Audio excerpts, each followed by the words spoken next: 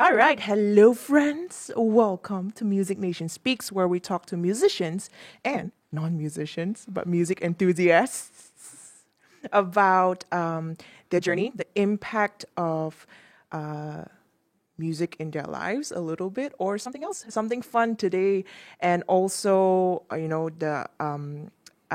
think we're branching out slowly. And for me, it's more about trying to get into the minds of people that I really admire, who are very, very skilled at what they do. That I think is the most fascinating thing for me. And but before we get into our guests today, a quick shout out to Major Music as usual for for providing everything that you see, for making us look super good, and also for providing a platform for musicians and music enthusiasts and music learners, a place to learn all sorts of musical instruments. And also a quick plug for myself. Music Nation will have its physical studio soon, starting October, and we will be holding songwriting classes, all level singing classes, music theory classes, everything that you want to go for music or arts and crafts, and also theater. That will be for at Music Nation. So we will link more info in the description box down below. So without further ado, let me introduce to you guys our guests for today, Professor Mike Red Uka Perry. Hello. Thank you, Joe. And also Chris Ma from AOS Studio. Glad to be here, thank you. Woohoo, looking good, guys. Thank you. You too. I like your T-shirt. Yeah. Awesome.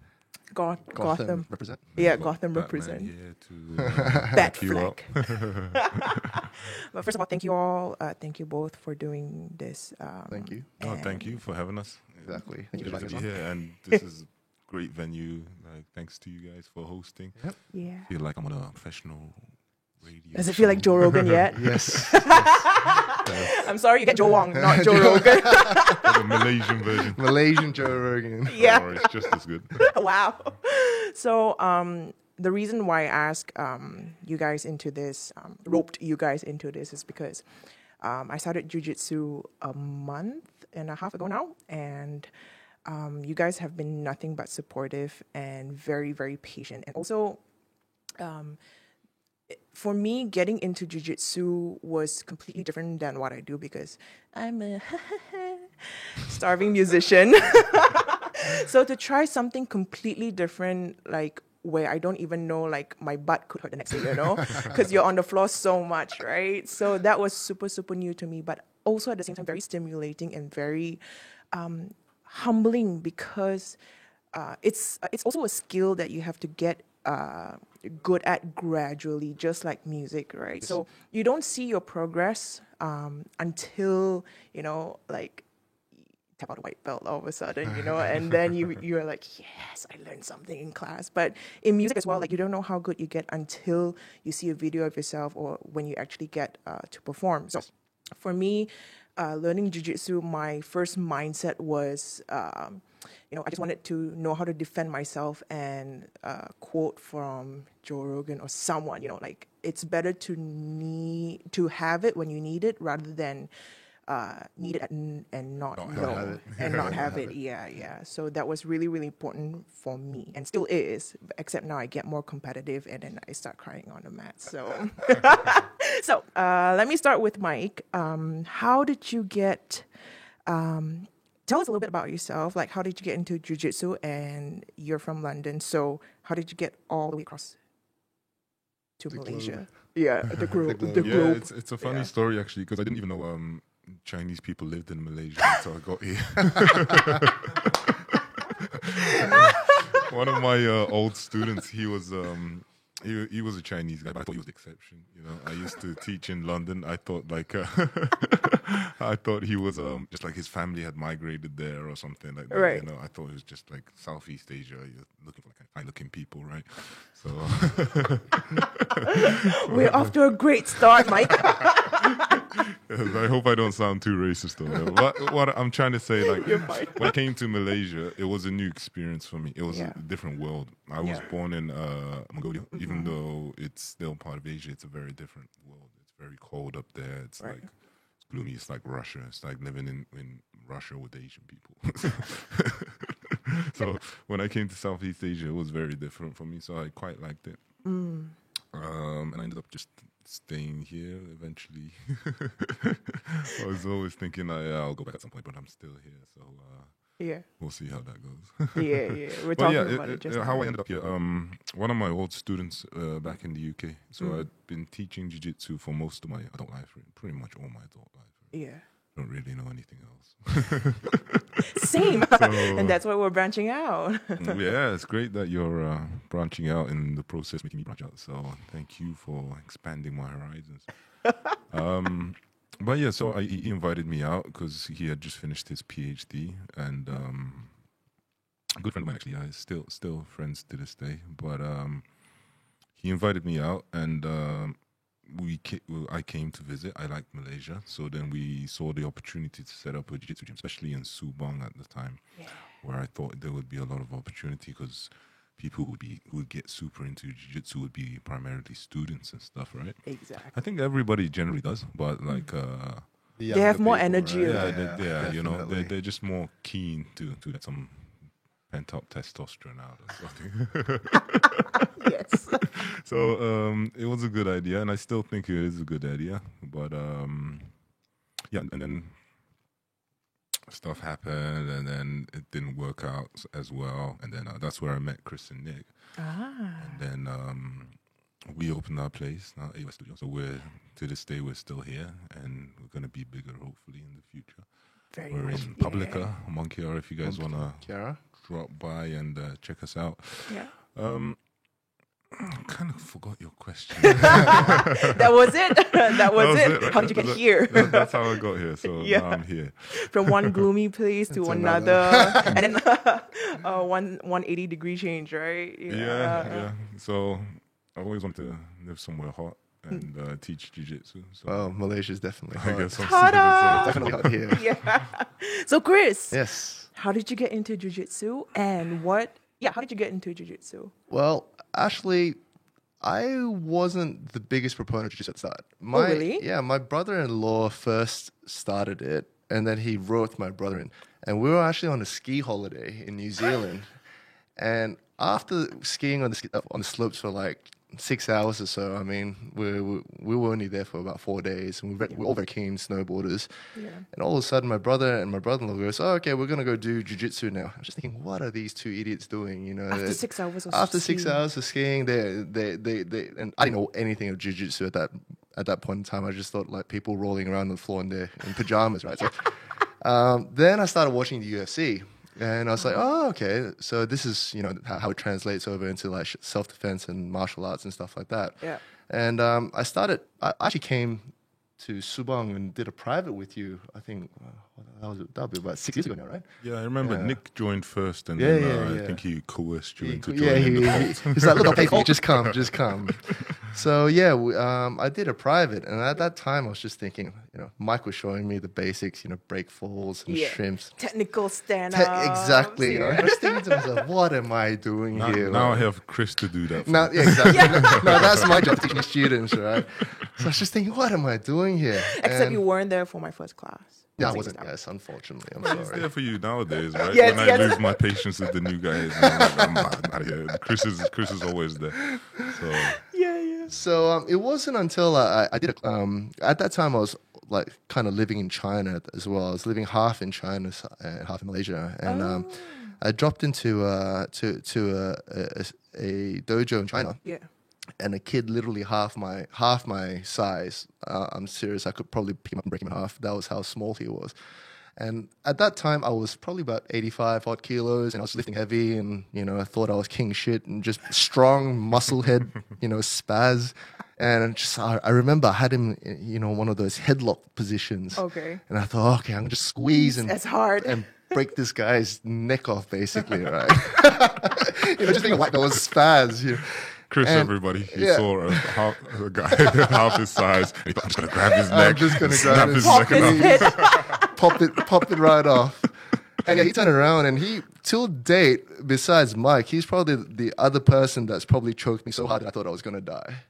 Who's this? This small guy I don't even know who he was. He's a white belt. this isn't in Subang. No. This Okay. is in China. China. And, Oh, I see. Okay. and that was when I was like, oh shit, this stuff works. Because I mean, he was just so small, and I was like, I had him in a headlock. The next second, I was in a bow and arrow choke, and I almost passed out. Like it was brutal. It was brutal, and I was like, okay, this stuff works. It works. It works. So after Yeah. that, I kind of like dedicated myself to learning, Yeah. learning the art and learning how not to be a spaz. If you want to learn how not to be a spaz, guys, come and learn from the man. We Yep. Chris. not names, but we advise some people to come and learn how not to be a spaz. Yeah, definitely an ex spaz right here. Definitely. And just open a class on Sundays for how to not spaz. Yeah, definitely. It's a good indicator. Just some tips. If the person you're sparring with is half your size and they're wearing a white belt with no stripes and they're there's gender equality and stuff, but like if I'm 100-kilogram male, I don't know, who lifts weights and stuff, right? Yeah. And I see like I'm put up against you, I'm Yeah. not gonna start cranking your neck like I want it to snap off. Okay, Yeah. so that's just like some general guidelines on how not to Thank you. spaz. And I've also realized that a lot of people they'll come in and say, they'll see people of high like belt colors, blue Yeah. belts, purple belts, brown, blacks, Yeah. and they get really intimidated, and they're like, oh, I'm gonna get destroyed. Yeah. And I can generally say that the nicer roles that I've had is generally with people The that higher higher belts, belts, because yeah. they have nothing to prove to you. Whereas, white belts, they just full of testosterone and competitiveness. Yeah. Male and female. Oh, well, just trying to survive. Yeah, exactly. Because I remember my first role, right? Okay, before I go into roles, belts and things like that, can you guys give like a quick breakdown of what jujitsu is and also how it relates to, just what is jujitsu and a brief history for a newbie. You want to give them the history? Well, okay. Well, I think jiu-jitsu has been around for years and years, and I don't know how exactly how many years, but it derived from Japan. right? The samurais Yeah. used to do a kind of jiu-jitsu, Yeah. and what we do now is kind of a derivation of that, where a judoka actually came to Brazil and taught at that time the Gracie family and Yes. a couple other people besides the Gracie family, and they were a little bit smaller, especially Elio is definitely a smaller guy in that sense. Yeah. And they adapted this form of self-defense to use leverage over strength, and from that's how Technique. technique. So you definitely people would say technique conquers size and conquers strength. I don't necessarily think that's 100%. Well, probably Accurate, 70% yeah. true. Technique will always beat strength, but when you have a guy who's just as technical as you, Yes. then of course Then added strength factor will of that definitely- helps. Yeah. Yeah. So it does make a difference, but only insofar as that the other guy doesn't know any jiu-jitsu. Exactly. Yeah. But it is a On the good streets. It is a good equalizer in that sense. Now, Joe, you've been training for about it's a month and a half. Yes. If you get someone brand new, you can actually see that. Oh wow, it's so different because of what the small amount of knowledge that I have now. Yeah. Then that I can adapt that to. Yeah. Manipulating someone who has no knowledge in that sense. Yes. And I did. Going back to that spazzy thing, I don't think it's as bad as it is. I understand that it's very unintentional because Yes. the great thing about jiu-jitsu is it teaches you to stay calm under Yes. under pressure, under difficult circumstances. You got like this guy folding you in half, putting you in a position where you're like knees stuck in your face. And if you start freaking out and not thinking like, oh, which direction you got to turn, where you got to place your hands, where you got to turn your neck, and you just react, you might end up getting injured. At the very least, you would use your energy inefficiently. You would give up a dominant position. So the key to not spazzing is not looking at it as a life and death situation, right? So the reason some people spaz is because they're being put under the pressure and fight or flight. Yeah, exactly. There's no chance of running away. Yeah. So you're just gonna act instinctively. You're gonna lash out like a cornered animal, right? Yeah. So that's part of the problem, but that's also the good thing, that you would learn to control that, right? Yes. So that can have a spillover effect that would that might help you out. I don't know, at work, in a meeting where you might be anxious and not able to perform under pressure as well, or relationships where you might be anxious and you might not be thinking straight and reacting emotionally. You know, however you. Once you get a hold of that, then you can apply it in many different ways. So I think that's one of the great things. You can pick up jiu-jitsu as well as being able to defend yourself and the more face value things you get out of it. You know? Yeah. I actually got a lot of people actually asked me before, so why do I do jiu-jitsu? You know, I'm 33, 34 years old. Oh, so young. And you know, I'm not 18 anymore, and you know, I do have a job, and you know, and I travel for work and stuff like that. So a lot of people say, what do you do, Chris? I'm in property.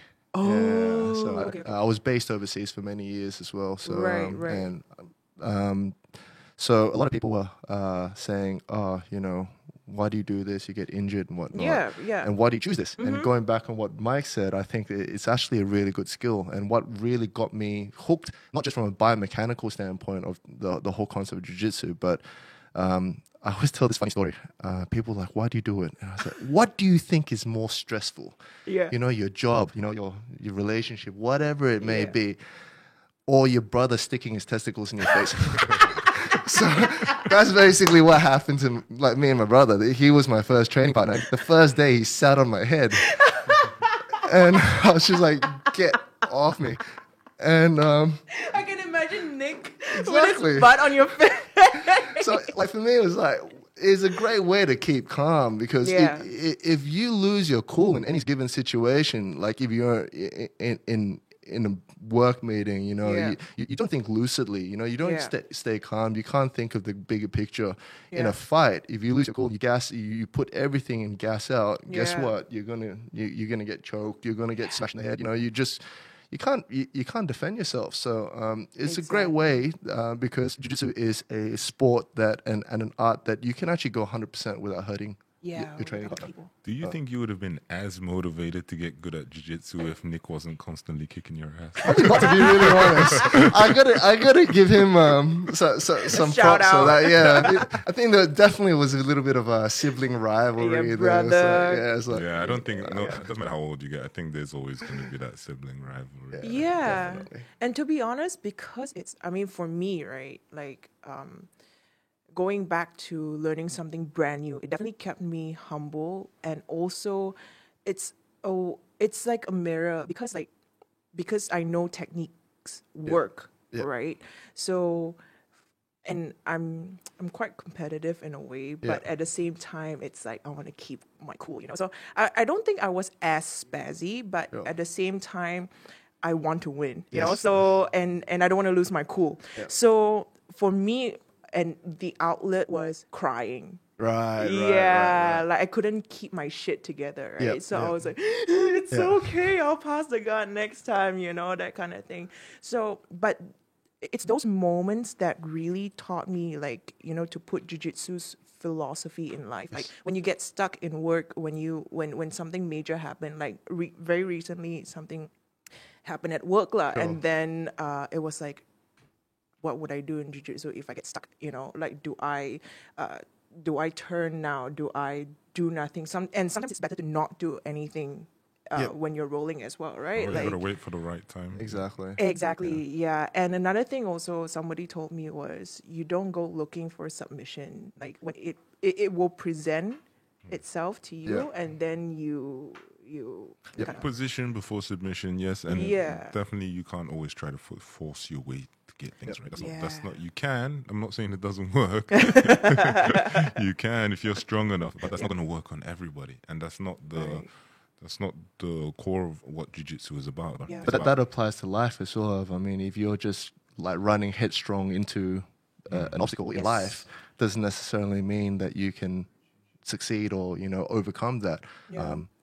Like, what would you prefer to do? Just keep running against a brick wall, Yeah. or find a way to get around the brick wall, And You I can, think, you can, you can keep running into the wall. until you Some people can You can can, do it, yeah, and and- some people will be able to break the wall down, right? Yeah, but there's definitely more easy ways to do it, right? You can go over the wall, you can go around, that or sort of thing. under, Well, under, yeah, the dig wall. under, exactly right. Come back with a tank and knock it out.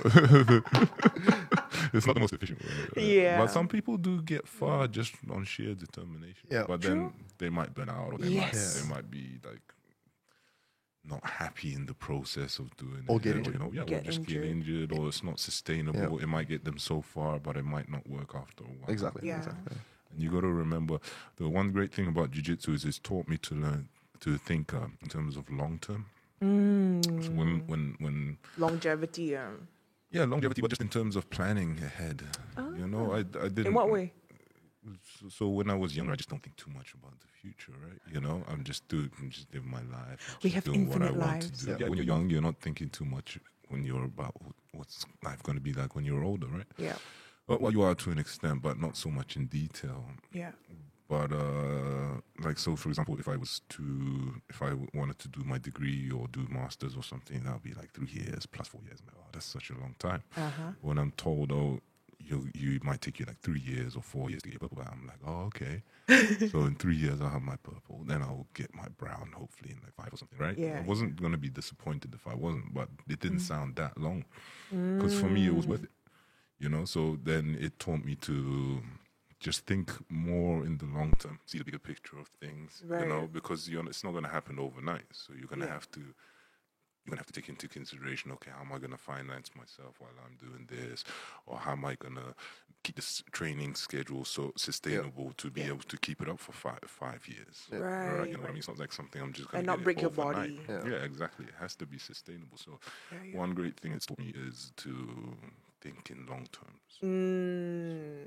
That goes to the whole concept of jiu-jitsu as well, because jiu-jitsu is, I mean, it's like everything in life. That it's not a race, it's a marathon, and you just have to keep going.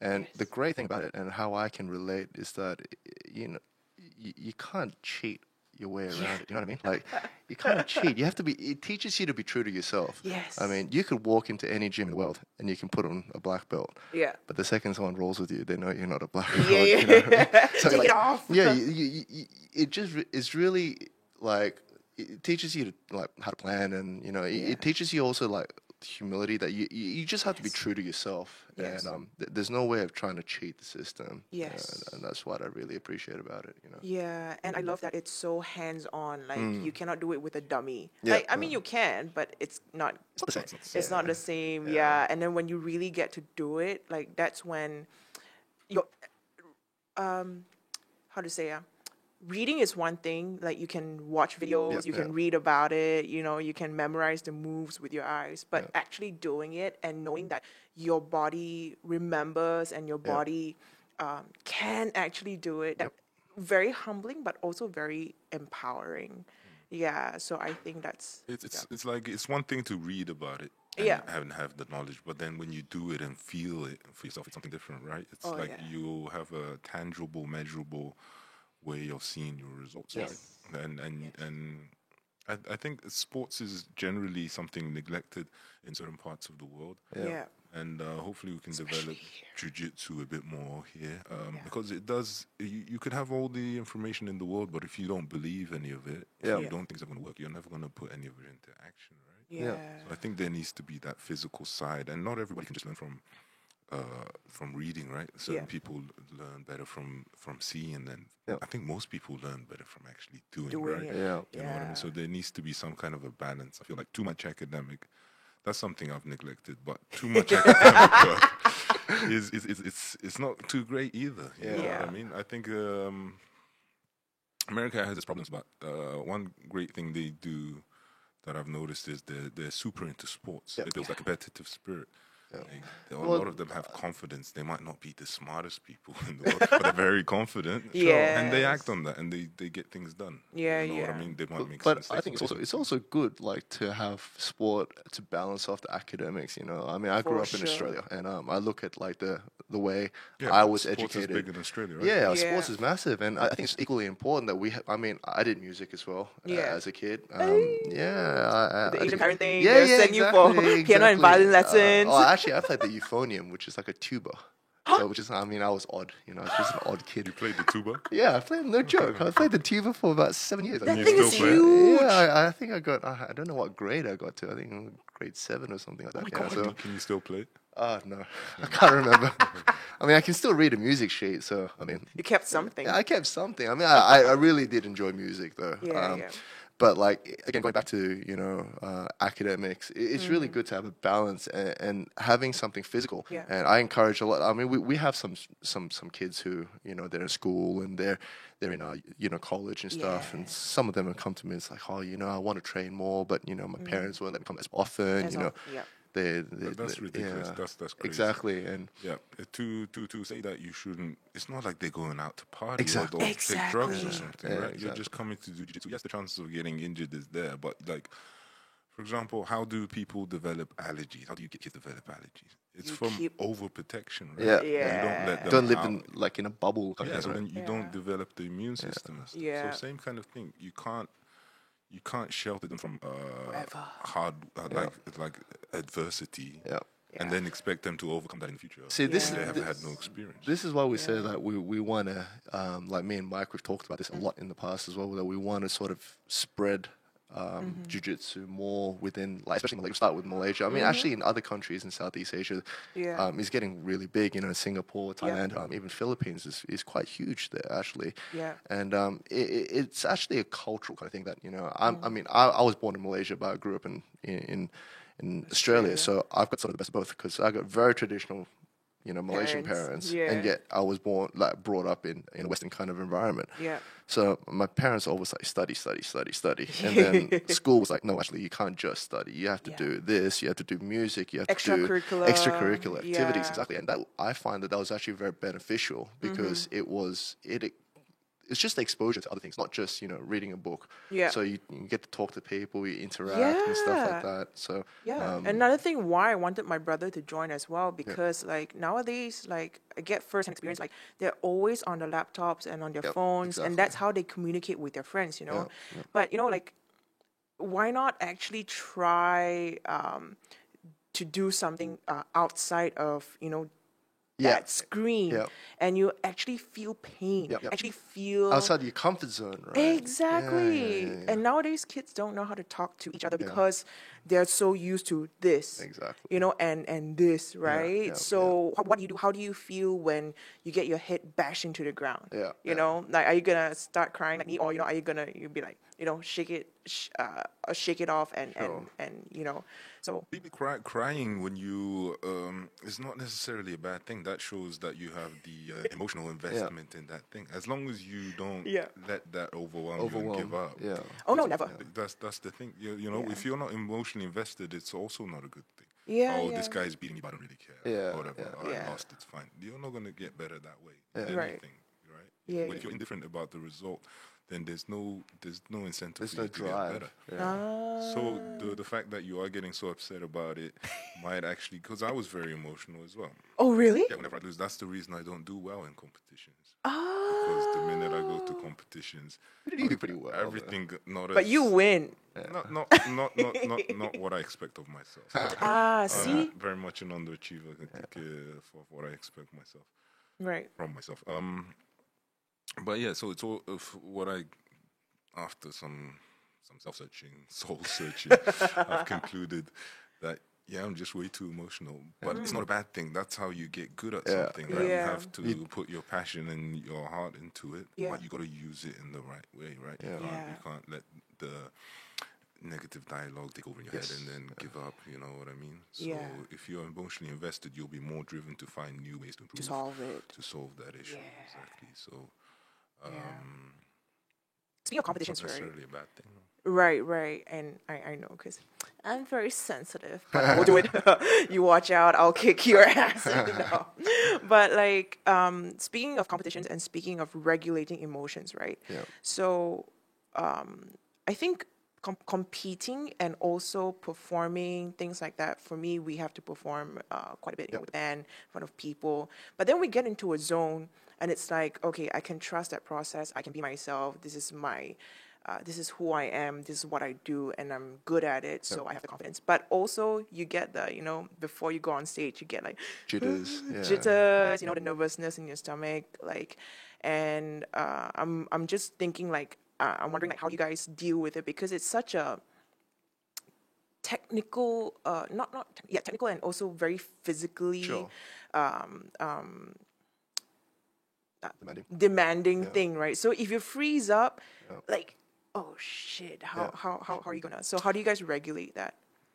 Oh yeah, the fight and flight thing is not very accurate, right? Yeah. There's three responses to like a intense situation. Yeah. It's freeze. Yeah, fight, flight, and Yes. freeze, More definitely. common for me is freeze. Yeah. Really? Yeah, so that's what happens when I go to competition. I tense up, and I just think, don't lose. Don't let him submit you. Don't at the early stages at least. Hopefully, I've Right. gotten over this, but Right. these are expensive experiments that I have to run. On But I think yourself. the freeze is also like fear of disappointment as well, I think. Fear of disappointment. You might want to go for something. In the example of jiu-jitsu, you might want to go for an attack, but you fear that it might not work. You might get countered. All these kind of things. But Think if you too much. you're doubting yourself. You're letting that negative dialogue Yeah. do all the talking in your head, right? Yeah. So that's there's got to be some sort of thanks. There's got to be some sort of separation there, So to think logically without the emotional, like this guy trains at this gym, he's won all of these things. You're being intimidated. There's a world champion coaching him. Yeah. Exactly. So you're being overwhelmed with all of these emotions. You're not thinking about you're not fully immersed in what's actually happening. His hand is moving here. I should do this reaction. He moves there. I should move here. I should move here before he does this. If he does this, I should do that. You're not thinking logically, right? Yeah. You're thinking with all the emotion. Yeah. And which emotion is doing your thinking for you? Yeah. The most for what's Yeah, primal kind primal of thing. Yeah. But you need to have the right emotions leading your way. How so you visualize yourself winning. This is what sports psychology is all about, right? There's such thing. You don't Oh. sports psychology is a big thing. big All the thing, top yeah. athletes, they'll invest a lot in sports psychology, nutrition, Yeah. all kinds of stuff, Or right? like the mental training as well. Like Jiu-jitsu, I think there's this. It's a big thing now. I think there are like people starting businesses about the biggest one I've seen is BJJ Minds. Coach or mental coach or something like that. yeah. Yeah. But it's Here? definitely no, No, it's America. in Oh, okay. America. But it's a neglected aspect of the sport that I Yeah. hope to bring more attention to because it's something I had to deal with myself. So, and I think it's a neglected field because most people would just tell you train hard and stop training. Train hard. Yeah, it works. You'll get good that way if you don't give up. Yeah. But you need more guidance than that, right? You just training hard is like running into the brick wall until it falls over, right? Yeah, you need. Okay, for me, it's like you have Obi-Wan, who teaches you everything, like all the technical stuff, and then you have Yoda that balances your force or whatever within you, right? The sort of the mentality behind it kind of thing. Yeah. But again, it's not something anybody could really fully teach you. Yeah. It's something Yeah. you have to No, but experience. that's how I feel when you talk about like competing and performing even like Yeah. if we relate it to, not just towards BJJ, just towards life in general. Yeah. Going back to the cultural thing, this is Yeah. something that I wish that that we can educate in the sense that you put yourself in a position where you're out of your comfort zone. You're forced to sort of fend for yourself. And jiu-jitsu is something even at the gym. You don't have to go and compete, but you're put in a situation where you sort of got to fend for yourself in that sense. And nothing really compares to to the sort of the feelings, especially when you're in competition, when you're facing an opponent, it's the closest thing to a street fight that you're gonna Yes. have in your life. You know? With some rule. Yeah, with some rule, exactly. No, but I remember my first competition. Yeah. I went in there. I was nervous. I was, excited but nervous because I mean it's the same. The whole fear. The fight, flight, and freeze. I remember I went in there, and when I looked at the film, I was like, "Oh, I'm so much better than that." But why did I do this? Why did I do that?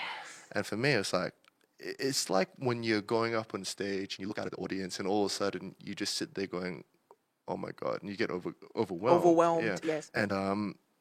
And you freeze up, and then all the different thoughts came in my head. And the first thing, and I'll be honest to everyone, the first thing that came to my mind is, oh my god, I'm going to get submitted in front of Mike, in front of all my teammates, and it's just like, I don't want to be embarrassed. I'm just going to white knuckle myself through this. Yeah. And I don't want to let my teacher down. Exactly. I mean, like going to the real life, if you're representing a company or something like that, you're like, oh my god, I don't want to let my boss down. I don't want my boss to, see me make a fool of myself or something like that.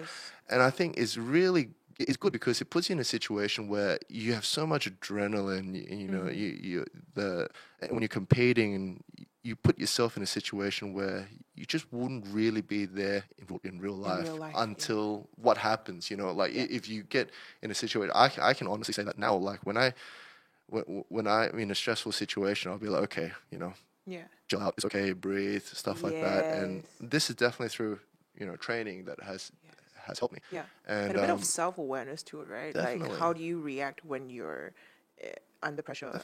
Definitely. So that's a good point you made, that you have to be able to analyze yourself, be aware of your actual skills as it is. Right? Anything else is going to lead to detachment from reality, right? Yeah. Delusional. But also, if you live your life just, under fear of disappointment and stuff like that, you're not going to get anywhere. Exactly, you're not going to succeed. And I mean, it's cliche when I say this. I mean, I've competed in 4 or 5 competitions, right? Yeah.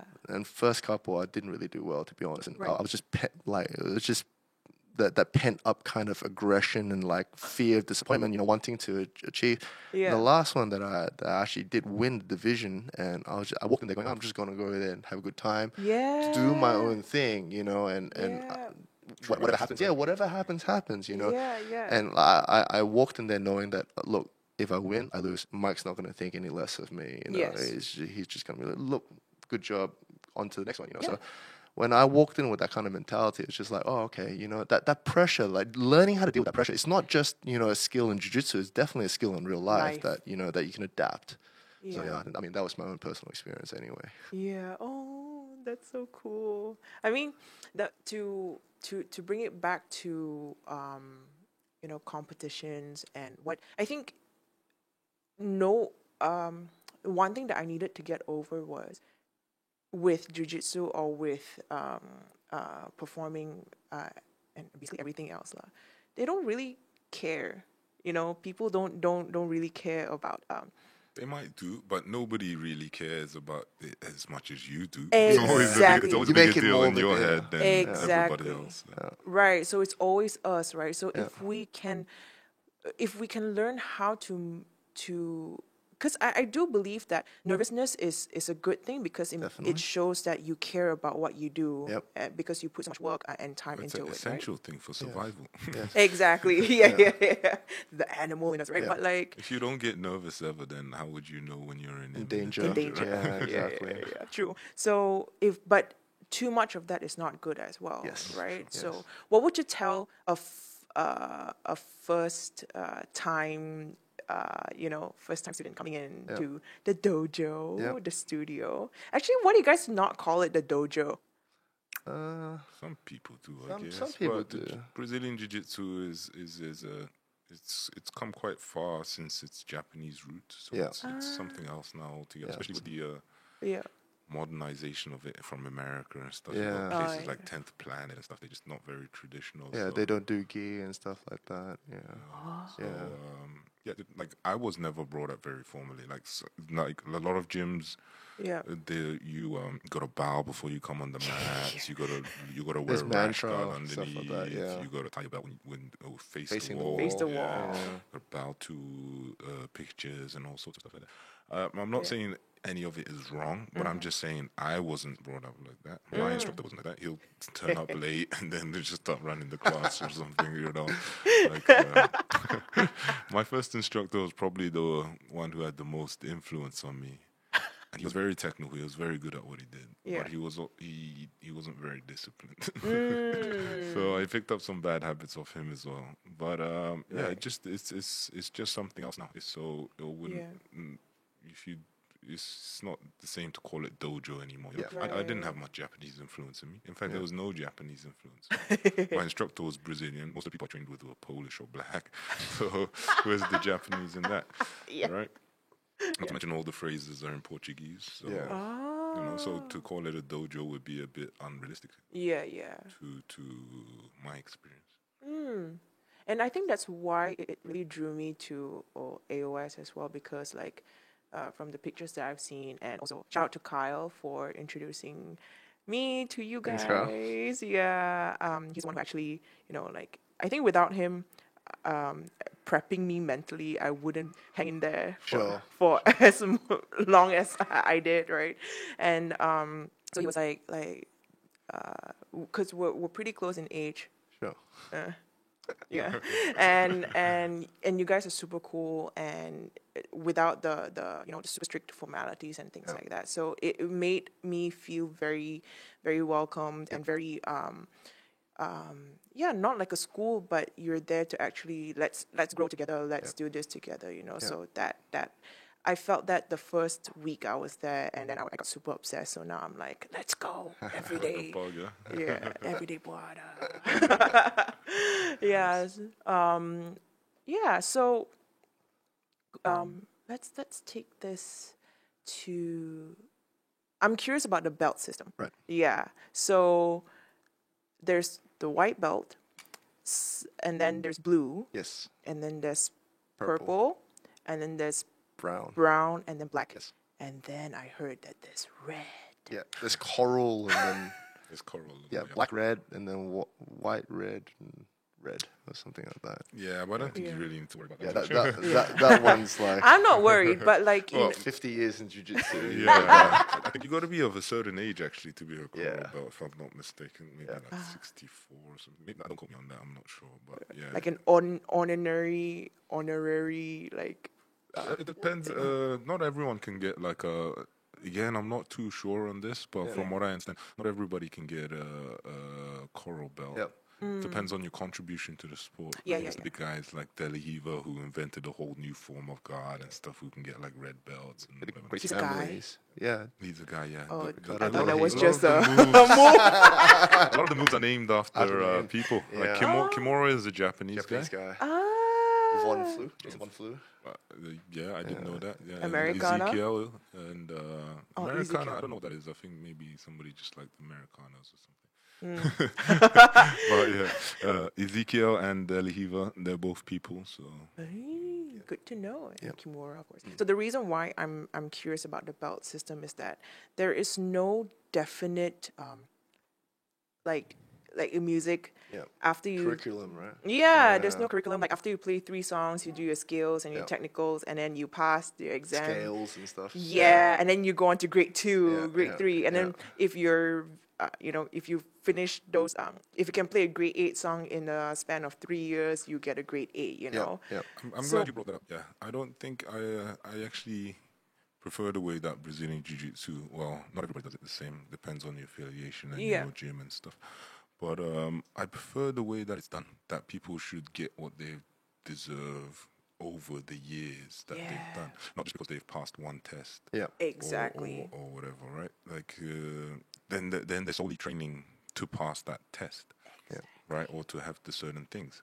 But your instructor should know you're capable. So there shouldn't even be an exam to get your belt. which we don't do. There is an exam in jiu-jitsu. Sometimes Some some places people do exams, yeah. but Oh, really? Yeah, some places they have their blue belt test and the whatever test, but yeah, if you're your true instructor, Yeah. then you would see that person almost on a daily basis. Yeah. Ta-da! They're fully capable of knowing what your students are capable why of. do you need a test when Yeah, you're already? why would you need to do a test? You're already right? evaluating them every day. Every day, yeah. And it's giving off the wrong image. It's making you sure it's good for giving people a goal to work towards. Yes. But you could set yourself with that anything. It could be a competition. It could be a deadline, like 3 months. I want to be able to do this or whatever, right? But it shouldn't be like, I'm training to pass this test, right? That's not really an accurate depiction of your capabilities, right? Right. What you're capable of is happening on a much smaller scale, on a daily basis, right? Yeah. You're making incremental steps all Yes. the time, not just for one particular event. Right. Like you Right. can do a sweep and then that's it. You pass a test. Yeah. Yeah. So if I've been training somebody for 3 years, I don't need to see them do a test to understand where they are, right? Right. What their level is. Right. So I think it's more. I think I agree with the system. Yeah, I mean, I relate this also to like karate. And don't get me wrong, I'm not trashing karate. I mean, I did karate for many. Cobra Kai. Sweep the leg. Yeah. I mean, I did karate for many years as a kid, and they did have a testing system. And if a kid can complete your testing system at a purple belt, you're gonna give a kid a purple belt. You know, I mean, it's. I mean, there's pros and cons of both, but I also agree with Mike because I mean, when you're talking about rank, Yeah. You could have a state wrestler walking. It was right now. Yeah, NCAA state wrestler. Yeah. He's gonna beat up most of us, to be really honest. I mean, it's the reality. You get a UFC guy that walks in the door. He's gonna beat. What are you gonna do? Are you gonna give him like like Medal. because he can pass this test, he knows this Right. move and stuff like that? I mean, it's not a system where the belt is not something that you just give. Also, from like you can do this or you can pass this test or what. It also like. I always refer to like my jiu-jitsu family in that sense because I mean a belt, yeah, it's great. I mean, I'm a purple belt, it's great, but it's not the be all end all. You know what I mean? Yeah. You do this as a journey, and just because I can pass a specific test does not necessarily mean that I'm that rank. Like there's other places. I think I'm not going to quote which discipline does it, but if you beat a certain person, then you can get this belt. Huh? Right. I'm not going to say which discipline it is, but like that, I don't feel that should be like a criteria. It exactly right. I mean, you're going to have people of all walks of life that will come in. You can have someone like Ed O'Neill, right? Married with children. I mean, he's a famous American celebrity. He's a black belt under the Gracie system. Oh. He trained for I think 14 or 15 years, but I mean, he wasn't super like consistent because he's an actor. He could only X amount of time. I mean, it's great because their system is like, look, you got to, spend the enough time in the gym, on the the mat mat. time, and then it's not just. I mean, John Jones is a white belt, right? I think he's a purple now, dude. But for a long while, even when he was champion, he was still a blue Why? belt. Yeah. And he had tapped out like black belt world champion Exactly. in the MMA scene. So this belt thing is like very arbitrary, to say the least. But I like what you were saying just now before we started rolling, right? Yeah. Like every time you get to, for example, from a blue belt to a purple belt, and then it's like you're starting from the bottom again, Definitely. right? So there's no ending to learning more things, and just like now, you're in purple belt, and Mike is starting to teach you Leg locks. leg lock. Oh yeah. I'm definitely feeling like a white belt now. Right, and we don't learn Yeah. that. Like for me, I'm just trying to escape and survive, Yeah, right? yeah. So there's always more things to learn as you progress. Like so I completely understand. Yeah. I just want to also say something to, there's also jiu-jitsu practitioners out there listening. A lot of people also, sometimes they're only keen for their belts. Right? And I It's just the wanna- Asian yeah, in us. No, everybody. No, everyone. I think, really? Yeah, because people want validation. And definitely we can understand that. But sometimes it's, and I speak from experience, sometimes it's better to be the best white belt than the worst blue belt. You know, Yeah. because you're gonna get, you're gonna get crapped on by everyone once you get your blue belt. You know, your Yeah. white belt's got a big target on your back, and Yeah. you know the higher belts, they're not going to take it easier on you. So Yeah. I mean, that's why when we say that jiu-jitsu is like a marathon, you know, you just enjoy the journey, enjoy the Yeah. experience. Don't always look towards validation and rewards. Yeah. And that's the humility that technically should be that comes with the teaching as well. I think. Yeah. Yeah. And I'm very humbled every time I walk into the dojo, the studio. Yeah. Mike, I want to ask you something about burnout because I think we've had a bit of a conversation about this before. So one of the big reasons why I decided to join jiu-jitsu is because I've been doing music all my life, and it's the only thing I know how to do. And but during the MCO, it's like there's no music, there's no live gigs, no performances, and so what do I do? And I think it happened at a good time because I was thinking of what should I do next in my career, Sure. and to avoid burning out, I decided to do something completely different than music, which is mixed martial arts. I think in your case, you're talking more mental burnout than the physical kind, right? Like exhaustion. It's because you're Yes. doing too much of one thing. It's just overwhelming. You're doing it all the time. Yeah, 24/7 music.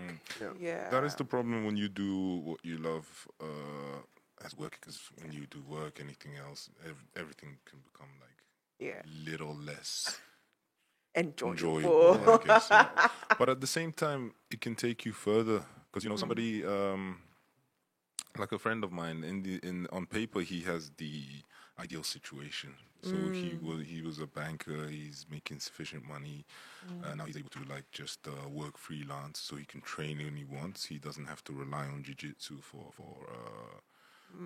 money. Money, yeah, So yeah. he does it for the passion, and he does it when he wants to. And if he's injured, and he can just sit out. If I'm injured, I don't have that luxury. I still have to turn up on the mats, right? Yes. So there are some pros and cons, but I try to see the good in most things, and I feel like I can get a bit ahead, as good as my friend is, because I can't Doing it. I got to do it no matter what, right? You know Yeah. what I mean? I can't just slack off when I feel like slacking off, right? Yeah, I still got to be there. So Yeah. I'm held accountable, Yeah. to some extent. So because it's very hard to gauge yourself unbiasedly, right? You might think you're Yes. tired, or you might just be lazy. You might think you're being lazy, but you might be actually overworking yourself. Yeah. True. So how would you know, right? Yeah. So it at least I know that I'm not like underdoing it. Right? There's You know what I mean? you don't you cannot underdo it. I cannot be underdoing it, Yeah. So, but who knows? Who knows if I'm doing what it takes to be able to hit the next level and to accomplish what I accomplish. Yeah. But I think I'm on the right track now. But we'll see when the next big competition Yeah. comes up. I mean, because when I first started teaching music, like I realized like within a span of 6 months to a year, I got, if I do say so myself, better as I did more of my craft Definitely. every day, incrementally, but definitely you see the progress. Like I can sing longer now. I can sing instead of 2 sets, I can sing 3 sets, no problem. Yeah. And yeah, but how do I say? Because I do music as my Work. main as work and my main source of income. I do also have the dilemma of I still want to perform. I still want to be, like the diva, Sure. But at the same time, it's because I'm teaching so much. Sometimes I lose my voice. I Yeah. don't take care of it. Sure. But I cannot afford to take care of it because I need to use it for my job, right? So, what would you say is a good balance, like, and how do you guys like teach but not get like physically burn out and still be able to compete, still be able to work, still be able to teach lah? Yeah. Well, it depends. If there's certain circumstances you can't, right? If you're really sick or whatever, there's going to be cases where it's inevitable. Oh yeah. But before I was running more on emotions, so running more. More on emotion. So you're just constantly training as hard as possible, telling yourself you're being lazy, you need to keep working, you need to train. And then you're human, right? So Yeah. either you're going to get a serious injury, you're going to fall sick, Yeah. or you're going to something's going to happen where it's just going to It's just not sustainable, It's just right? not sustainable. Yeah. So you have to give yourself scheduled break. Right. So even when you feel great and you might feel like you don't need to rest, Yeah. you have to have that discipline to rest. You know, that's more. Schedule the rest in. Yeah, that's more of an issue for me. And going to sleep early, and you might want to stay up. You might want to go for a drink. You might want to hang out with your friends. You know, you gotta know that there's gonna be consequences to that for the next day. Right. You know what I That's mean? old man thinking. But at the same time, I also think That is old man thinking. I am you, getting you old. do need to strike a balance, though. You can't just all be about like the training or all be about the music. You know, like let's take you for an example. You know, as a good example, you were so heavily involved in music, and all of a sudden you found jujitsu. Yeah. You know, I don't know how much Mike has devoted himself to dancing, but I know that he started dancing lately. You know, he's been dancing all around the gym lately. Come out of the showers, he's prancing around. Like, That's more of the mental burnout Yeah. than you were saying. You know, because my life is pretty much like pretty much all my friends and then students are at the gym. in the gym, yeah, My yeah. work is at the gym. Yeah. My Yeah. passion and my hobby is at the gym. So Yeah. so as much as you love something, you Need you to- need to have a little bit of a it change. definitely, need and you have to something balance else. as well sometimes. Some you know. breathing room, Yeah, yeah, right? yeah, Yeah, and that's why, like, I was telling Mike on the way here, like, I'm obsessed with jujitsu now. Like, Which is great. yeah, Which is great. and that's why we're doing this. Yeah, like it gives me a breathing room, away from music for a bit, but also more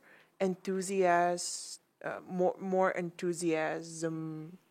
Am I saying it right? Yeah, I cannot enthusiasm. English. When I Go do back, go yeah. back to Exactly, music, exactly. yeah, because I have something Because you had to. a little break. You had that little.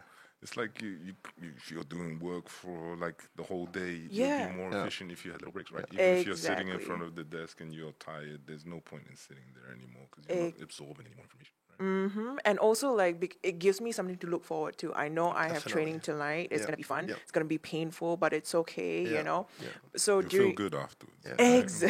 Exactly. Yeah. But yeah, I definitely think that goes like towards what Mike has said about rest. You know, I Yeah. think rest is also really good, and rest does not necessarily mean you just sit at home. I mean, you can go.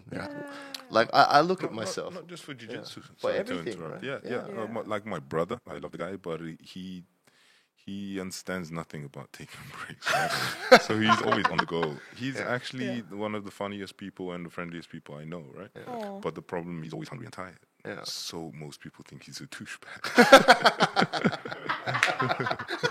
So when you're He's hangry. when you're working a corporate job, Yeah. and like especially if you're doing it just for sustain a lifestyle, Yeah. your job is not somewhere like you like necessarily want to be all the time. And then afterwards, you might do the wrong things to unwind. You might be out partying or whatever, right? Yeah. then And you're you not get even more sleeping enough. tired. Yeah. And then on top of that, if you're not eating right, if you're just running on Red Bull all the time, that's not great for you because you're gonna have sugar crashes. You know what I mean? So You're gonna get heart attack. Yeah. Like rest it's is nothing to joke important, about. yeah. Happens. Yeah, I know. I mean, rest really is important, and I mean, not just going towards like resting away from work, but like resting in a way where like you go do something else. Maybe Yeah. that could be a different type of rest. You know, Mental. mentally, physically is one thing, but Yeah. mentally, I mean, I look at myself when I'm working, when I'm overseas, especially. You Yeah. know, I'm in meetings. I mean, the only thing that I can think about that can keep me going is like, oh my god, I can't wait to finish this, Yeah. go back to Malaysia and get back to the gym. You know, it gives me that kind of that drive to like, okay, this is something I look forward to. But at the same time, you know, I need to finish this. I need to finish this. Yes. You know, so it brings balance, and if you're doing something, you always have to find balance to not get. As we said, burn out. You know, it's not just something you can be passionate about work, Yeah. but if you like doing something else, doesn't take away from that passion from work. You know what I mean? Yes. And another thing that I really love about jiu-jitsu, and I'm very, very happy that I found you guys and I found the sport, is because like music, I can. It's a skill that no one can take away from you. If you know it, you know it. Yes. You know, and you Yes. can go travel around the world anywhere. Just bring your gi. Yep. You know. So my motto now is train by day, music by night.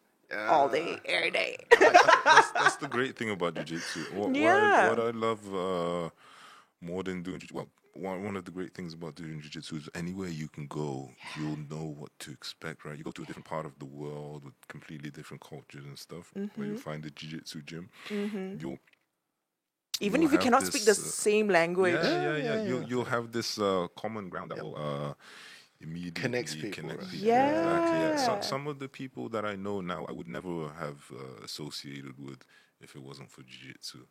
You know, so many different people from different backgrounds. Yeah, all walks of life. Exactly. I used to know like a neo-Nazi, an ex-neo-Nazi from the gym. Oh, I think you told us when we went. We'll not retell the story, but like, yeah, and I'll know like lawyers and like freaking like Yeah. doctors, and Yeah. then I'll know like just the average Joe, you know, like Yeah. just so Very big range. Yeah, like Right. most people tend to stick to the like community of people that they know, right? You know, so then you never like kind of Just get- branch out, right? yeah, you don't get the Yes. different perspective of other people's opinions, Yeah. right? And Yes. that's how people form like one-sided thinking, right? Yeah, Yes. Because they never get the opinion of other people. Yep. You know, for example, one of my students, I don't know if he's aware of this, but I'm pretty left-wing in terms of political things. Like, generally, for the most part, I'm not really into politics, but generally I lean to more that side. Yeah. Because Because we're young. yeah, I grew up in London, and it was Yeah. like very multicultural, and Labour was in party for the most of the time. But just some of my students, I started like kind of having more empathy for like the right wing and conservatives, just because I spend more time with them. Naturally, I Yeah. can kind of empathize with them a bit more, you know. So Yep. it makes Yeah. a little bit more sense Yeah. when you When you have connection yeah, with when them. you have the connection with them, you're more willing to listen with an open ear. You know, you're not Yes. automatically closed off and then just turn around. Sweep them under the rug or just judge them on social Exactly, media. yeah. Can hide behind the keyboard, right? yeah. Yeah. I mean, one thing that I really liked about it is that I've traveled different countries, and I've actually trained there, and like the vibe that you get. I'm not saying from every single gym. I mean, Yeah. I would say for the vast majority of the places, right, that you go out and you go and train, Yeah. I mean, you just get a really welcoming vibe because it's like, oh yeah, you do this, you know, it's something that you guys do together, and it brings a lot of people together. And it's like when you go and travel and it's like, oh yeah, please, you know, come join us, you know, you just get that kind of, it's a real odd kind of vibe that you don't really get with other things. Yes, it's like your life, I cousin. think. You go visit your yeah. long lost cousin. Kind of, yeah. Yeah, I mean, a perfect example. This is within the country. Yeah. I went to Penang last week, and shout out to Flow BGJ Academy. Like, I could just drop in, Yeah. like, bring my gi and be like, hey, let's roll. I'm a newbie white belt, but let's see what we can do, right? yeah. And it was amazing. And from there, I made friends. Yep. And the next time I go to Penang, I know who to call. Exactly. You know, it doesn't even have to be with musicians. And then they could come watch a gig if I'm there Exactly. performing, and I could roll. You know, Yeah. so many things. Yeah. And another thing also, speaking of staying in the same community, I feel like us musicians, we naturally, generally, we're more introverted, so Yep. we don't really branch out. But I really do think this is a plug. Okay, guys, come to AOS with me, please. Jared Come, please. is there with Yeah, me, Jared's there. and he's progressing really, really Very well. very well. And I have a lot more respect knowing that you travel like 2 hours every single day just to come and train with us. I appreciate it. Yeah. Yeah, like just come, train, do something outside of music, like just like badminton or hiking or whatever. Just do something outside and get your body physically active, because I feel amazing every time after a session, and it keeps me going literally. Like, and honestly, more creative ideas when I'm on the mat. Yeah. Like a few times, like after I finish rolling, and I'll go home and start playing the piano. Like, oh, this sounds pretty good. Yeah. Oh, one thing: if you're scared of injuries, please don't. Jiu-jitsu is really, really safe. I mean, 90%, 95% safe. Yeah. Yeah. Generally speaking, I would say it's as, you know, a lot of people have asked me, is it dangerous? Yeah. I was like, well, it's Especially not- for us, if yeah. we use our hands, we Exactly. play. Yeah, you're relying. I mean, you think about it. There's surgeons in this day and age that also do jujitsu, and they rely on their hands and Oh, stuff yeah, like that. yeah. So I would say it's as dangerous as you want to make it to be. As Right. well. If you want to train to be the next world champion, then Yeah. yes, probably expect a couple of injuries on the way. Right. If you want to do it like as a hobbyist, something on the Yeah. side, I think it's generally, unless you're a meathead like me before, right? You generally be okay. Right. Most of the time, when you get injured, it's either because you're being too competitive, and Or bad luck. Yeah, but bad luck. That goes with everywhere. Bad luck isn't generally bad luck. It's more to do with you haven't been resting enough, or you haven't been eating Yeah, enough, or you've been overtraining and stuff like that. Right. But you just fail to kind of see that you need to make a little bit of a change. Right. And either you can learn from that, or you could just say it was bad luck. And sometimes it is just bad luck. But Right. if you look closely enough, generally you'll see Depends. things that you could have done better, and who knows whether that In might have hindsight. changed the Yeah. result or not. Yeah. But it's something that you could still take into consideration, which may or may not prevent the injury in the future. You wouldn't really know. Yeah. But in my opinion, I think most things can be mitigated. Right. And If you're not doing it to the extent where you constantly need to push yourself to the Yeah, next yeah. level. Like Yeah. Because that comes with the territory, right? Yeah, You know what you're going to put up with and sacrifice. true. And for me, I've learned to ask, Yeah. and I've learned to set boundaries so far. Like, if I know that I'm rolling with somebody who's a bit bigger, or someone who tends to spaz or whatever, like I'll be like, hey, can we have a light and easy roll? Yeah. Or hey, can I practice passing out on you? Things like that. I've learned to ask lah, and Yeah. and I think if they're okay, then okay lah, we roll. If not, then never mind. Yeah, I'll just rest this round. Yeah, I think that's quite important. Yeah, I think And it's- lack of knowledge. Yeah. If the guy is using all his strength and he's going crazy and he doesn't exactly know where to put his body or when to stop putting his weight forward and stuff like that, yes, of course, that can lead to Injuries yes. as well. Yeah. Lack of knowledge is probably the biggest thing. But if you're under the right tutelage, that should. Yeah, I was should just be- about to say, I think that also, for us as instructors, I mean, we try to look out for that as well, Yeah. And I mean, for us, what we want to do, we want to create an environment like it's a fun and Yeah. safe environment for everyone. It's so I fun. mean, that I mean, we just want to create that environment that's fun and safe for everyone to, Yeah. doesn't matter who you are really. Yeah, To what your profession is, Exactly. yeah. And again, I think I said it earlier that jiu-jitsu is a great equalizer. But you could have someone who he could be at the top of their profession, right? They come Yes. in, but just because they're at the top of the profession doesn't mean they're gonna be at the top of jiu-jitsu. Jiu-jitsu. I mean, We have you guys. So you've got like it's really good because it brings a lot of people together, but it also brings a mentality where Yeah. it's not so easy come easy go in that sense. You just have to work towards it, And just because you're good at one thing doesn't necessarily mean that like you're a superior person to someone else. You know what I mean? Yes, yes. So I mean, I feel it's just a good equalizer in that sense as well. Yeah. Once you're on the mat. 100%. But if you have gotten good at something through sheer training or hard work, for determination, just like if you put in the time to get good at something, Yeah.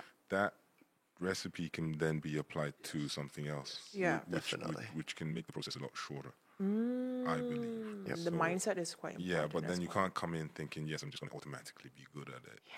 Of course, you're still going to make the mistakes. You have to be ready to the same frustrations you went through to get good at what you originally went through. But you've already been there, so you kind of have an understanding of what to expect Yes. and to keep going and improving on those mistakes, right? Yeah. I also think that this also weeds out a lot of technically jiu-jitsu is meant to weed out ego, right? So like you might have Speaking to my soul. you might have someone who's at the top of his field, right? And Yeah. he comes in, all of a sudden he realizes he's the lowest ranked white belt. There's one or two options. One, he's gonna improve himself by eliminating his ego and saying, "Look, I'm going to accept my position here and work towards being better. I'm going to say, see you guys later. I'm never going to come back." So I mean, it's good in the sense that it gives you a different perspective that okay, just because as I said, just because you're the best at what you do, it doesn't mean that you're superior to other people. And if people have that kind of mentality when they come into jiu-jitsu, they're either again never come back, or they start thinking about it very, very differently. And I think that is good because it gives it teaches humility, and Yep. it also teaches I think patience as well. So Yeah. much, and it gave me a different perspective as well because I teach music as well, right? Yep. So I teach part time at universities and I teach private classes as well. Sometimes I get stuck in that mentality, right? Just do what I ask you to do. I'm the teacher here, right? Sure. Like, but when I'm taking classes now, I'm like, oh, this is how my student must have felt, Yes, yes. and oh, this is how maybe I can pay attention to some students a bit more just because, or if they don't relate to what I'm saying, how can I change it up and try to teach them another way? Because music is so fluid, just like everybody's. I feel like jujitsu as well because everybody's body is a little bit different. Just because one angle works for you doesn't mean it works Yes, for me. definitely. Like my feet are so short, my legs are so short, like the triangle. Shout out to the stuffy leg people like me. Me too. So like you may need to, shrimp a little bit just to get the right angle for the triangle. But for me, I have to like go all the way, right? Yeah. So that really changed my mind. But yeah.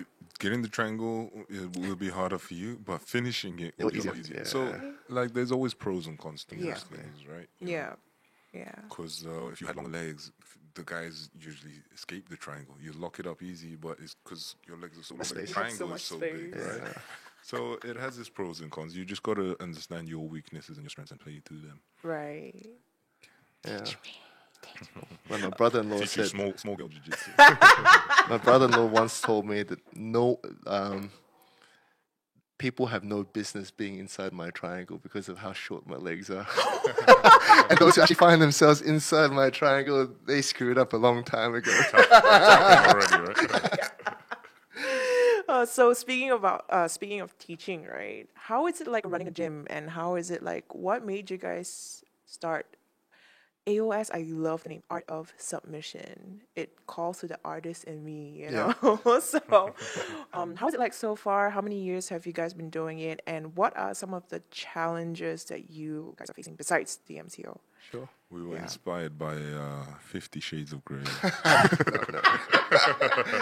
Yes, this one is not made for kids. I'm kidding. In case you didn't know, that was good. AOS Studio does have a pretty cool ring to it. It is Yeah. so beautiful. Shout out to my brother who actually thought of the name. Aw, Yeah. Nick. AOS Nick Studio. thought of the name. So Yeah. we've been doing it for 3 years now, Mike? Almost. Yeah, it's about 3 years, and we started out as Mike said that I met Mike when I was a student of his back in Subang, and unfortunately things didn't work out, and he had to go back. So we're like, okay, I wanted him as a teacher. Yeah. And well, both me and my brother wanted him as a teacher, and also he still wanted to come back. He still liked Malaysia and thought, there's a great opportunity here. So Yeah. we're like, okay, let's start something here. Yeah. And it's been, it's been a journey, definitely. It's been enjoyable. Yet, yes, there's definitely challenges. And I think one of the things that we were talking about before being the cultural aspect towards jiu-jitsu and combat and even, sport in general, I Yeah. think was definitely one of the big things that, we felt. I look at, Australia, America, I mean, this, no joke, there's like a jiu-jitsu center pretty much anywhere there. And I think from a cultural standpoint, because they were more exposed to sports and combat sports, like, like rugby, American football, these kind of sports, they really put you in a situation where you're in someone else's personal space. There is contact involved. Speaking of which, right, like jiu-jitsu really did. I feel like it's our culture here. Like we don't really get into other people's personal, physical, personal space, But like jiu-jitsu, like the first day, I was like, oh, I'm literally inside your thighs. Yeah. Like It's very intimidating. I have to say, it's very, very intimidating. Yeah. But I mean, but now it's normal. Yeah, but it's also a skill because you actually overcome something that could be a fear. You know what I mean? Yes. I look at my brother. He was the biggest germaphobe. I'm serious. He would not eat something that his son ate. That's how bad he was. Right? He's gonna kill me when he hears this, right? But I know a few people have been super germophobes, hypochondriacs, and they still just their passion for jiu-jitsu is overcome them. And if it's not a healthy thing, I'm not saying this is Nick's case. If it's like to a flaw, then that's a good thing that they've gotten over. Yeah, definitely. Yeah. So like that was one of the challenges that we had because of it's a bit taboo in the Asian Yeah. kind of mentality. Oh my God, you're like touching people, you're Yeah. holding people, you're sitting on top of Girl, them. can I and, get so close to exactly, guys? exactly. So I mean, we're trying to raise awareness that Right. I know people who actually unfortunately have been attacked in the past, and I think it's really empowering, especially for women, that they learn how to deal with the situation. Like what you said, it's better to know something and not need it Yep. than you need something and not have it. Not right? have it. Another one I heard was this lady. She was saying, "Oh, why would I want to do jiu-jitsu? It's gonna be I don't want to touch like sweaty, smelly, hairy guys, right?" And then I think the instructor said to her, "That's precisely the guy that would Yeah. Attack that would you. attack you, Yeah. if, like God forbid, right?" Yeah. Yeah. And I think that got her thinking, and she was like, "Oh, okay. So, how do you get used to a situation Yep. that you're not comfortable with?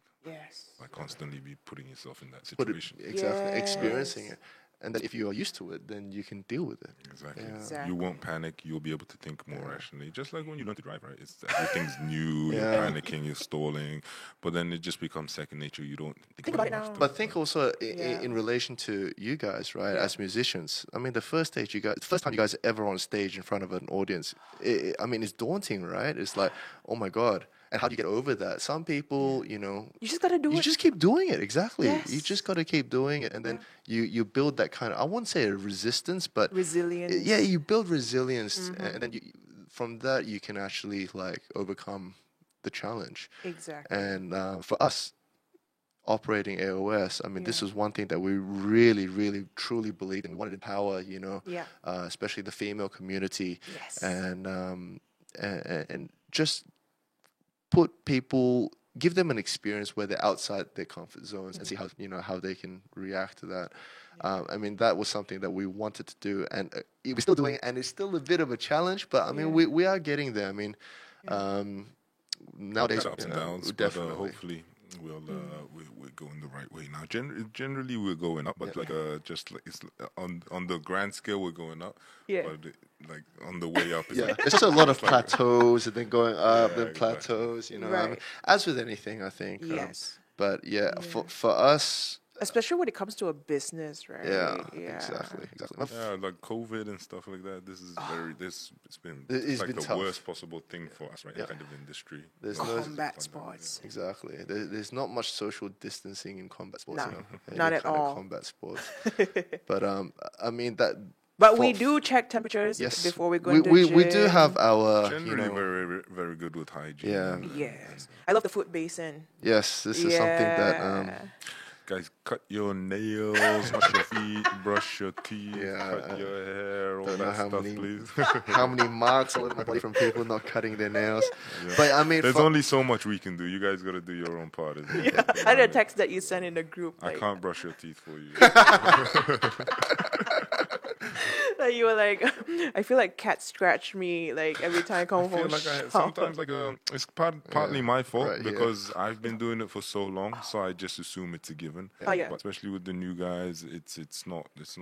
well, some people really they don't know as They well. don't know so, exactly. I They mean, just Right. don't know, and I take responsibility on not having reminded them enough because for me it's just now a daily thing. Yeah, It doesn't second need to nature. be reminded, reminded. for people who do jiu-jitsu, but it is important that they're Yeah, reminded for once in a while. us, I mean, as instructors, we definitely want to have an environment where it's very safe, and that's why we also have very strict protocols during this, very, very tough time. Yes. Like we've got very, very strict protocols Yeah. that we ensure No that, more trial classes. yeah, no trial classes and stuff like that. Unfortunately, Yeah, but Which is hopefully- good. It's a bit sad that people can't drop in as much, but I mean, we're doing this really to protect our students, and Yes. Business-wise, it doesn't make sense. Yeah. Right? We should be taking on all the trial classes there is. Exactly. Right, but it's for the health and safety of everybody else and us as well. Like if they're doing like 3 trial classes around the city, or even like 10 trial classes around the city, Yeah. just the chances, just the numbers, it just Yeah. it's just the math thing, right? Exactly. We Yeah. just want to be precautious. That's all. You know. Yes. But otherwise, having fun.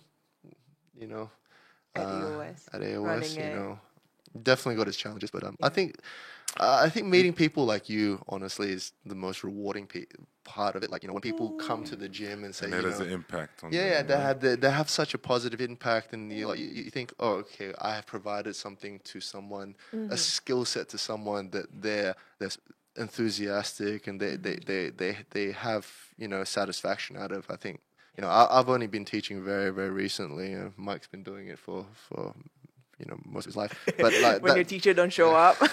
that's definitely something that I feel that's like Yeah. it's why we still want to do it. I think And I hope. Yeah, for sure. Like just like anything, it's definitely not easy, and it's gonna take a long time, especially with jiu-jitsu, where the dropout rate is so much so higher. high. Yeah. Really? Because nobody wants to be told it's gonna take you 10 years to complete this thing. It's not gonna. You're not gonna complete it. Yeah, You you're don't not. complete. But even so, like when people start something, they generally want to have an end goal, and they want to be able to accomplish that end goal.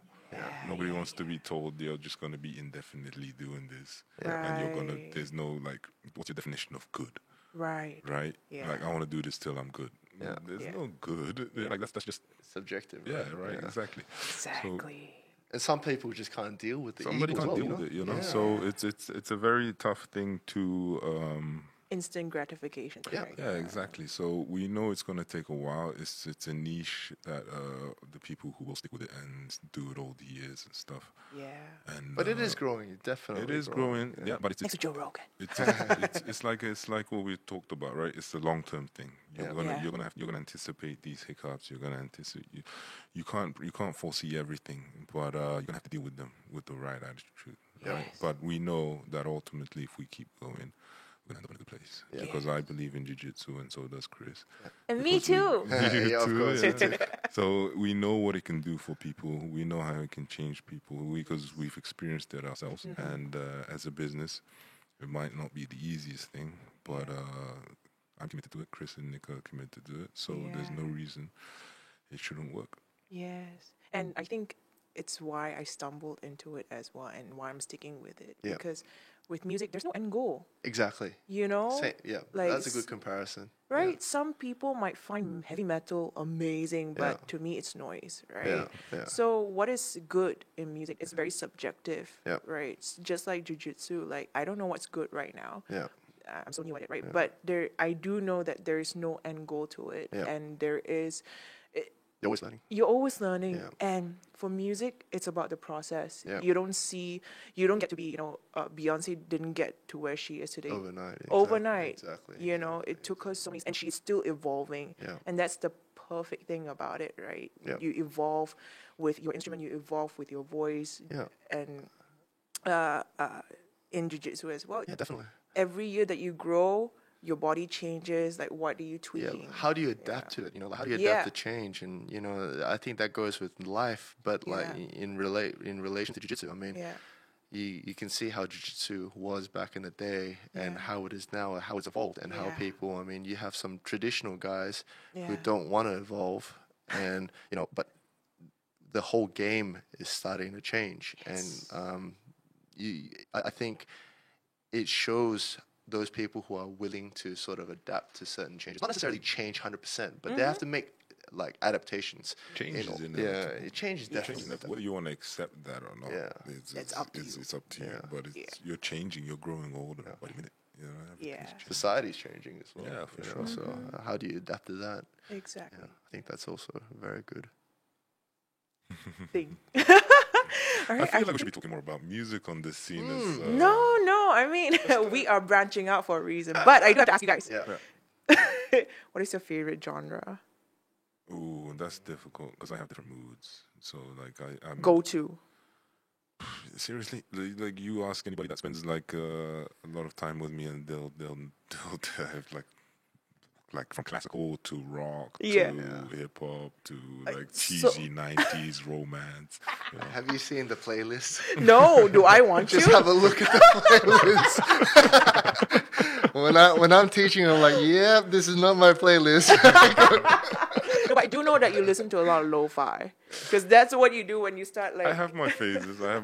So you'll see Yeah. you'll see me at the beginning of the class playing some lo-fi Yeah. because I'm just a Chilling. I'm recovering from my first session or the class I taught before. So unfortunately, so I feel like sometimes I'm a little bit impatient, and I want to apologize to my students. But you No. need to realize that the evening class is the last day, is the last class for me. Before that, I've done a lot of jiu-jitsu. Throughout the day. Teaching, doing it myself. So as much as I try to be patient, but lucky I have Chris with me. So Yeah. so especially for the new people who aren't ready, who haven't really been able to put up with my nonsense long enough. So I got Chris. So that helps me out a lot.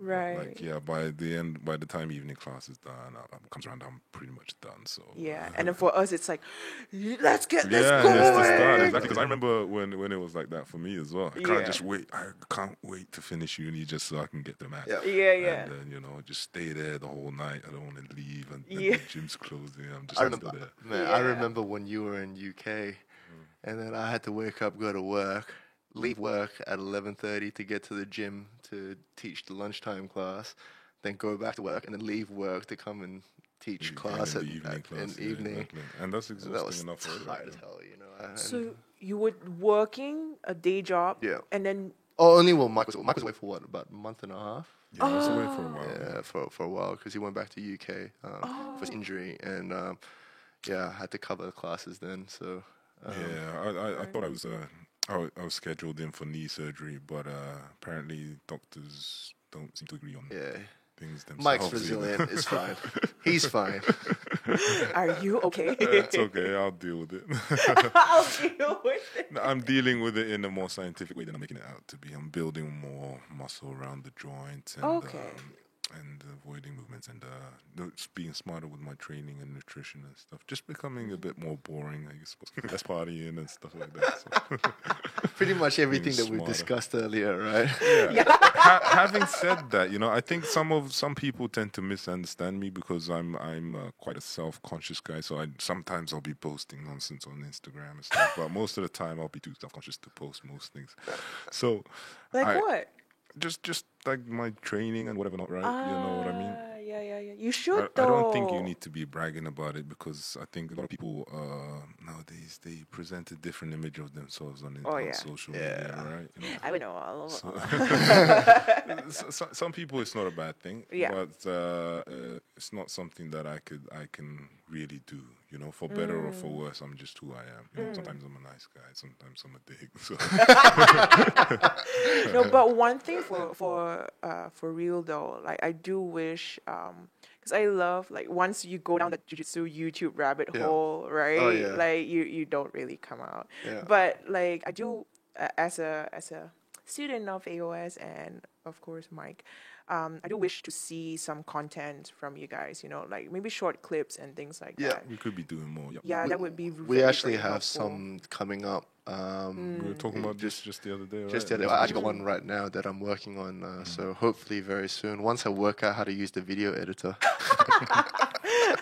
Yeah. Yeah. So things like that, I think you don't have to post like flashy, workout stuff, but drop truth. Yeah, we little actually do truth have bombs. we actually do have a Yeah. YouTube channel, but We we'll were quite find active for a while. Yeah, we have our moves. unfortunately, we lost our video editor. To be honest, he moved overseas. So, back I can get you Korea. one right now.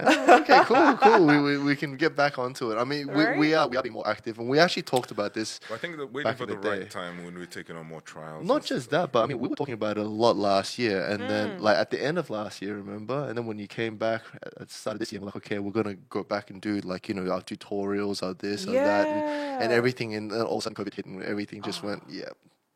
shelve yeah. that for the time being. I forgot and COVID. yeah, and yeah, like what Mike says, we right now like we're not accepting trials, and we're even reluctant to accept too many new students just for general health. Yeah. And not to say that we're not interested in growing right now, Yeah. but we definitely are. But we're For our safety. yeah, we're just taking a little bit slower approach. I think. Jiu-jitsu is not like I think Malaysia is one of the safer countries now Yeah. with Yeah, the definitely. case and stuff. But jiu-jitsu is very intimate, right? There's no Yes. sweat flying around the place, So In my eye, Yeah. in my mouth. Ah. I think you if you were gonna transmit it, it's probably one of the ways, right? Yeah. But that's not to scare anybody off. That's why we're taking the We're very, very measures careful. that we are Exactly. taking. Yeah. you know. We're very, very careful. Yeah, and I really appreciate it.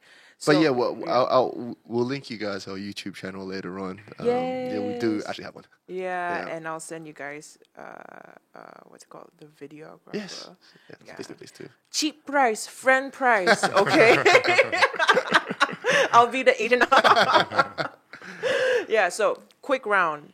Okay, like before anything that that you guys want to talk about that I didn't ask, because we've been going for an hour and 30 minutes. Wow. Wow, that one really That one really quick. I yeah. I know. was worried like we wouldn't be able to make. Yeah, that I was looking at What are we looking at gonna content. What am I going to say? How am I going to elaborate? Yeah, But this has been fun. It's been We good had fun. It's fun been really time good. flies. Yeah. But the thing that I probably want to say is just Yeah. for the general public, come down, Yes. give it a go. You- Try it out for yourself, yeah, then you'll know what we're you'll talking know what we're talking about. Yeah, You'll know you'll know until why you Joe is experience it. so excited. You know. Yes.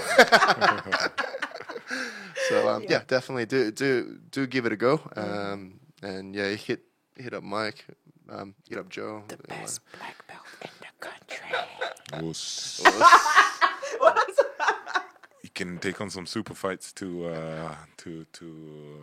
validate that. Yeah. Oh. Ooh, okay. I would love to see I would love to have some super fights. Definitely.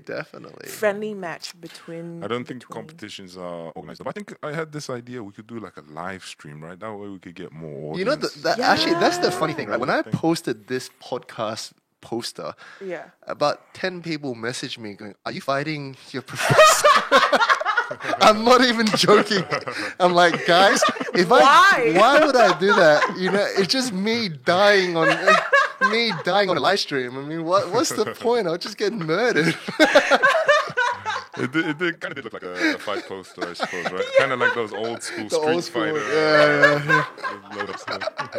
Like, And no. You and your both of you and your geese. Yeah, I'm like, we're just talking, guys. I'm not gonna get murdered on live on the internet. Why would you put yourself through that? Exactly. Why would I make myself a subject for this? Yeah. Yeah. So anything, Mike, before we wrap this up? Partly the reason I'm so keen to do super fights is because one, to prove a point, but also to inspire people, you know. Yeah. Because one disappointing thing in that I see amongst other Asians is the lack of confidence. I think the reason people like doubt me is less to do with me and more to themselves. Because Yeah. when you see somebody like yourself being able to do something, Yep. then you Yes. suddenly have no reason To to say you can't do it. yes. Right? It's like looking in the mirror. Yeah, because I did growing up in the UK, I didn't really have as much as racism shouldn't be a factor. Yeah. Even if it's not racism, it still has a way in your thinking, right? Yes. Stigmas. Stigmas. Stigmas. The thing with Asians is they're so family oriented that it could also be a problem to an extent. You know, Yes. your family has the best intention for you, but then they don't let you explore, let you go out, let you go through the hardships that you need to. But The if you tofu generation. if you are willing to put yourself through things that anybody else is, that you can get to where they are, Yes. right? Yes. You know what I mean? And this is what I want to prove, that irrespective of who you are, where you grew up, if you want something, you can get it done. But I'm still reluctant to talk in such a way because I don't feel like I've achieved anything worth bragging about. But at the same time, Yeah. I'm still keen to prove myself in order to inspire other people. So I'm definitely keen for the opportunity to do so. So Yeah. don't misunderstand me for Wanting to fight everybody. yeah, you know what I mean. I don't have any animosity against anybody. I'm not Yeah. trying to make Promote anybody else hate. look bad. You know what I Yeah. mean? Yeah. So those are my reasons. Yeah, it's also to spread the awareness. I think definitely. Yeah. And I'm guilty of it as well because like Brazilian jiu-jitsu, right? Would I go to a Brazilian coach? Yeah. You know, if I hadn't read up about you guys or things like that. So Yeah, just because it originated in Brazil, just by logic, there'll be more Brazilians doing it. With more Yes. Brazilians doing it, there'll be Brazilians who are better at it, right? Of But now, course. now it's become a global sport. That's not the case. It's not. Yes. It's not because they're Brazilian they're good. It's because they had the means to train, more They put in the accessibility. work. Yeah. Yeah. You know what I mean? Because there's no jiu-jitsu here, Yeah. Yeah. Right. Exposure. and the culture as well. But You- no, that's a good thing though, because Yeah. becoming like a more global kind of recognized sport. I mean, Yeah. people are starting to know more about it, and more people are participating in, which is ultimately where we want the sport to go. You know, we want it to Yes. grow. We want it to, more Yes. recognition in that sense. Yeah. And it's a great art to have. You know, it's something good to have in the back pocket. Oh yes, I'm really enjoying it. No, but I mean, I'm guilty of it because like growing up, like we were not to say taught, but like we had the mentality of the grass is always greener on the other side, right? And now I know that it's not always the case, and I really need to try it out for myself to prove, to see it for myself, Yeah, and yeah. then go with whoever. Yep. And so far, like I still stand by, like you have to do it for yourself. You have to try it out first. This is definitely a very Yeah. personal journey. Yes. Very, very personal. And the only Yes. way that you will know the journey is if you start it yourself. Yeah. Yeah. All right. On that Very note, well said. I don't think we're going to finish the podcast. right? On a better note, yeah. So thank you guys. Thank you. Thank you guys. Thank you very much for having us, Joe. It's been really fun. Appreciate it. Yeah. Yeah, Yamcha next time. Yes, yes. Drinks. All right, so thank you all for watching. If you enjoyed this, do check out AOS Studio, Art of Submission in Publica. Thank you, Chris. Thank you, Joe. Thank you. Why? Oh, hold on. Why is it red uka? I don't know if you guys can see in the light. I have a bit of a ginger beard here. I don't know if you can see. So why are you so shy? She asked me a question. Yeah. What do you want me to say? A ginger beard. Apparently, I was born with the red hair, so that's the bit that goes around. I don't remember when I had red hair, but apparently that was the case. Oh. So my Mongolian name is actually a nickname. Yeah. My real Mongolian name is like this long. You wouldn't be able to pronounce it. Can you pronounce it? No, I can't. No, I'm kidding. My Mongolian name is Amr Jargal. But nobody calls me that because it's not even for Mongolian. So they call me Ozaka, which it means like red one. And then Oh. Oka just for short. It's just like Tom or Bob or Tim. Oka. Oka. Oka. Oh, that's pretty badass. But I went to school in Wales and I grew up in London and stuff. So, Yeah. So Mike, it just it became is. Mike.